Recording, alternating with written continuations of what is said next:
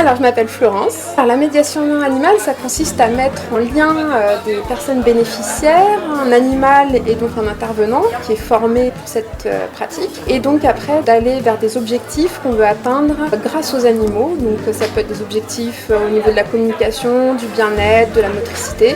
Et on monte donc des séances en fonction de ces objectifs avec les référents des personnes qu'on accompagne si c'est sur des séances régulières ou ça peut être des séances d'animation quand on intervient plus ponctuellement.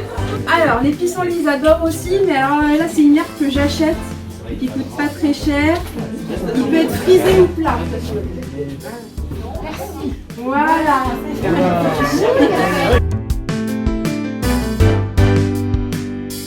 Au niveau des animaux, il n'y a aucune différence qui se fait, donc c'est ça qui est assez magique. Les animaux ne trichent pas et les réactions des animaux avec ces publics-là ou avec d'autres publics sont exactement les mêmes. Les animaux avec qui on vient en séance sont vraiment des animaux qui ont été sélectionnés et avec qui on a travaillé pour que les réactions telles qu'elles soient, un petit peu d'agressivité, de cris ou de manipulation un peu brusque, ne les perturbent pas. Du coup, on n'a aucun souci en séance, mis à part quand il y a des gros troubles d'agressivité où on serre très fort l'animal. On est là pour veiller à ça et donc ça se passe très bien. Les lapines de temps en temps sur les plaids, elles grattent un peu, elles mordent les plaids et j'essaie de leur faire passer. Et dis donc Paul, c'est une super salade que tu nous as fait là.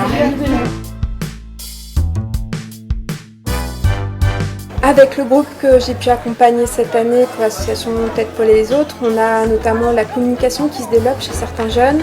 Des jeunes qui avaient une appréhension de certains animaux, qui apprennent à les connaître et viennent de plus en plus au sein de la séance les toucher, les approcher. Des participations sur les ateliers qui sont aussi plus présentes, alors que les jeunes étaient distants au départ ou en tout cas moins intéressés. Il y a beaucoup de positifs pour tout ce qui se déroule au fil de l'année. Voilà, ça se fait sur plusieurs séances et on a une belle évolution pour tous les jeunes accompagnés. Comment ils s'appellent les petits? À manger. Oui, ceux qui vont tout manger, ils s'appellent comment? Lapin. Alors on a les lapins et les autres. C'est quoi les petits dodus, les petits saucissons? Les cochons d'Inde, Théo, très bien.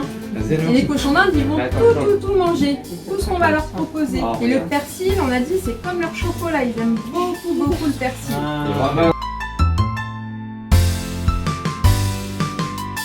Moi, c'est de voir les progrès, les sourires et les bienfaits que peuvent apporter mes animaux et le bonheur et les sourires qu'apportent les jeunes.